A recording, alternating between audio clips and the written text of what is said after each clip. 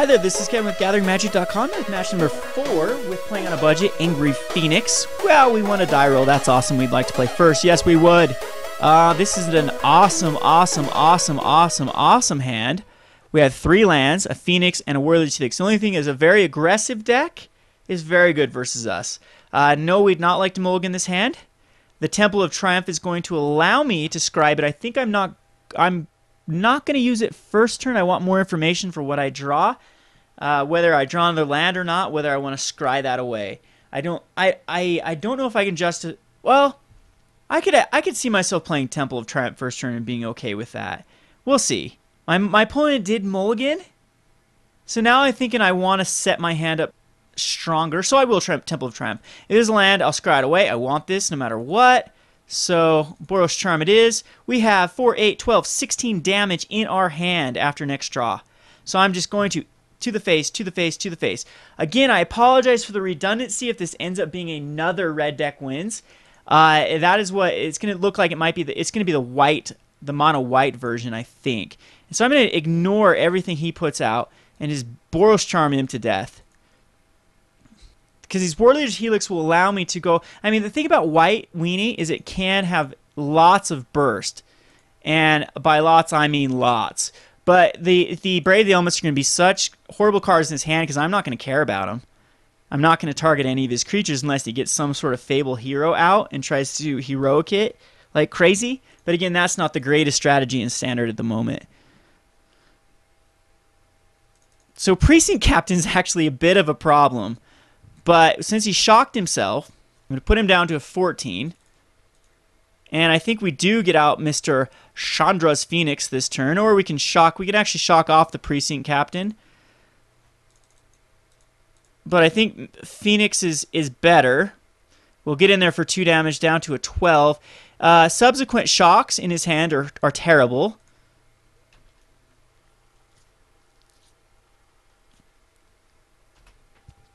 He is going to be getting some tokens with the Precinct Captains.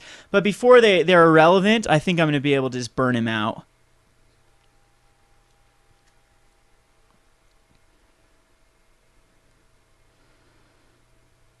Daring Skyjack might need to... Nope, he has a Brave the Elements in his hand, so I don't think I can... I can safely... Can you... 3, 4, 5, 6, 7, 8, 9, 10, 11... Yeah, this can just come into play tapped.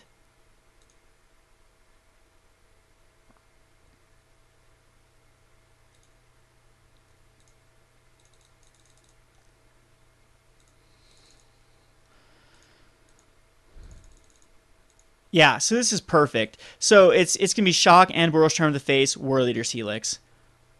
So this is against an aggro deck that got an aggressive 1, 2, 3 turn. This is crazy how much damage this deck can put out, the Angry Phoenix. Because I go down to 6. I look like I'm in bad shape. He just has a Temple of Silence, or Temple of Triumph, excuse me. And I'm sure he's got a Brave the Elements in his hand, which is, again, such a dead card because I'm just ignoring him completely. And it's going to be a Boros Charm to the face, which puts him down to a 6. A shock to the face. Okay, or we're going to lag here. A shock to the face, which puts him down to a 4. And might as well use this. See what we would have got. Put this on the bottom. And I'm going to force him to respond to this. I don't think he has a response to this. And we can use this whenever.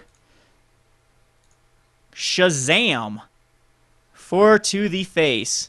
Alright, so not bad. Not bad at all. Once again, the sideboard gets all changed up. This might be something I'll play a few more games for eventually. I'm going to, definitely if I play this on the Rogue Deck Builder channel, I'm going to make this into a non-budget deck. But for playing on the budget, I know it's been very, very, very redundant with those matchups. But you have been able to see 3 different aggro. I mean, the first two red deck wins ones were very similar, but they're a little bit different. One was a red Boros heavy deck. Now this is going to be a white Boros heavy deck. Whether he's going to put in his deck is Boros Charms is the only thing for red a lot of times, and it gives him access to also Chain to the Rocks, which both of those are terrible cards versus me. Spark Trooper is great. Anger of the Gods is great. Young Pyromancer is still great. Peak Eruption is still great. We know the drill. I kind of wish I would have seen that Mono Black Devotion. The Rakdos Cackler, again, is not very good in this matchup. The Skullcracks are not very good in this matchup, but they might be better than certain things like Guttersnipe. So the Skullcrack can come back in. Spark Trooper, Magma Jet, Shock, all this stuff is great. So feeling good again against this deck. We'll submit it away. This is a great hand. This is a very great hand. Let's hope he overextends and we get to Anger of Gods him. Brave the Elements is a bit problematic, but we have cards to answer that. Spark Trooper is great. Warleader Helix is great. Boros Elite is going to take a while to... Oh, and I played this way wrong. This probably should have been a Temple of Silence. My bad. So let's see if he really overextends here. He does not. I can take 1 damage all day long. See, now I would have been able to have a Magma Jet up for whatever catastrophic reason. This is actually going to go on the bottom. I want to hit that 4-drop. Or the 4 lands for the Spark Trooper. So anyway, if he had something crazy he could have somehow put on his Boros Elite, then the Magma Jet would have been good. If not, again, I can try to overextend. If he tries to overextend here, I can just kill everything he puts out. So again, I can take a damage per turn till the end of time. So let's see if he just Mutavaults here and attacks him with both. Yep, that's what he's going to do. Very, very risky on his part, because if I had a shock, that would be... And then, yeah, that was a big-time misplay because his Mutavault could have been gone and whatnot. This frees me up to do a Chandra's Phoenix for 2. There's a shock. Now I kind of want to have a shock up for his... We'll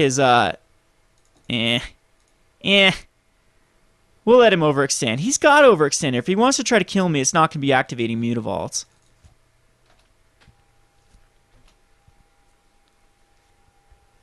So where is that massive overextension? Where is that cast a...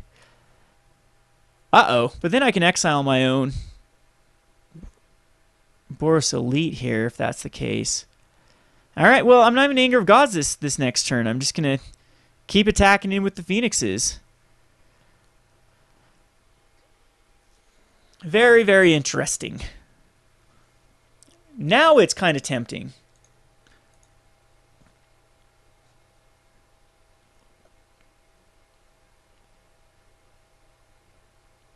It's kind of tempting just to kill both those off. Meh. So this is going to come and play tapped. I don't need to use it. I'm going to get Anger of the Gods, but that is definitely not the right play. I'm just going to shock off this Dryad Militant right now, before any sort of Brave the Elements. Keep down this Boros Elite from really becoming a threat.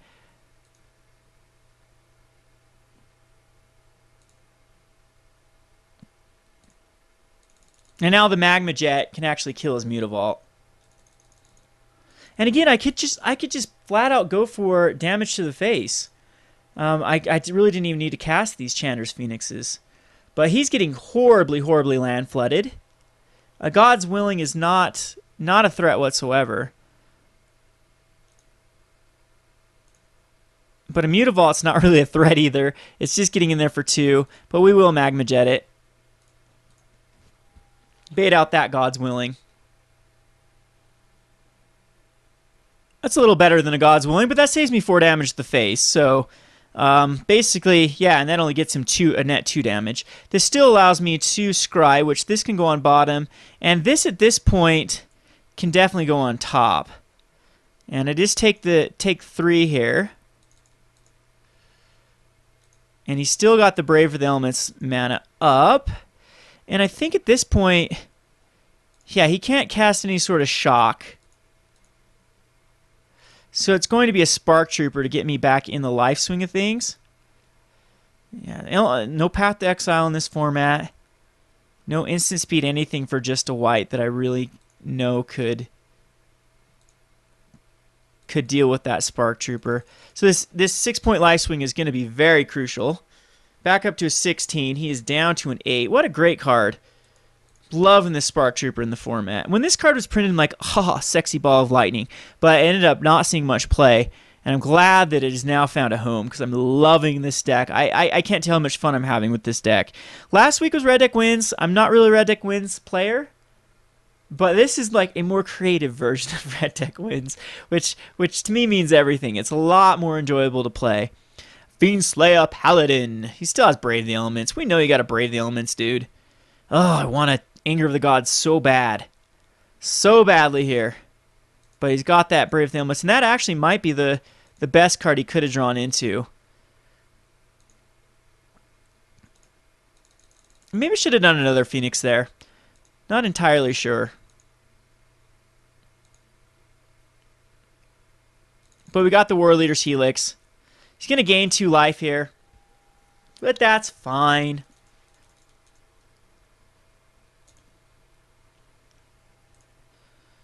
Whoa! That was a misplay on his part. I don't know if it mattered. That'd be 5, 6, 7. I really don't know it would matter. He'd gain 2 life here. But again, it's not that big of a deal.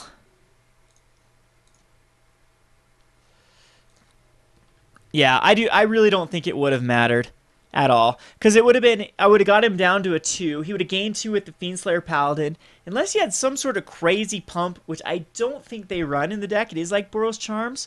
So maybe a Boros Charm and a Lightning Strike would have killed me, though. Who knows? I don't know what he had in his hand. That misclick did, because it's 2, 3, so it's 5, 6, 7. He would have to have a Boros Charm, which he's already used 1, which would have been 11, and then another card. He could have actually killed me, easily killed me. But then in response, I could have Lightning Striked off of Boros. I don't know. I don't know what he had in his hand. It definitely could have been enough damage to kill me. But either way, he had to have the perfect 2 cards in his hand for that. I guarantee there was a Brave the Elements in that hand because of the way he was always leaving up 1 planes. Anyway, this has been Kevin with GatheringMagic.com. Thanks for watching. We'll have the wrap-up video here shortly.